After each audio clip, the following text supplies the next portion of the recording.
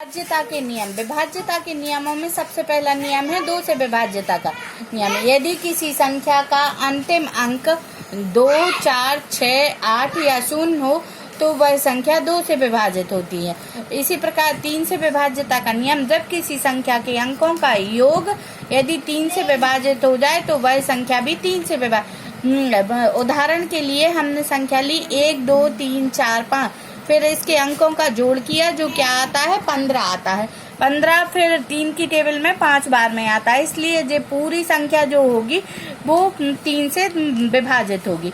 अब इसी प्रकार 4 से विभाज्यता का नियम, यदि किसी संख्या के अंतिम अंक 2 शून्य हो या अंतिम 2 अंकों से बनी संख्या 4 से विभाजित हो तो वह पूरी संख्या 4 से विभाजित हो जाती है। 5 से विभाज्यता का नियम, यदि किसी संख्या के अंत में 0 या 5 हो तो वह संख्या 5 से विभाजित। 6 से विभाज्यता का नियम, यदि किसी संख्या 2 एवं 3 से एक साथ विभाजित हो जाए तो वह संख्या 6 से भी विभाजित हो जाए। 8 से यदि किसी संख्या के अंत में 3 शून्य हो या अंतिम 3 अंकों से बनी संख्या 8 से विभाजित हो जाए तो वह संख्या 8 से विभाजित होगी। 9 से यदि किसी संख्या के अंकों का योगफल 9 से विभाजित हो जाए तो वह संख्या भी 9 से विभाजित होगी।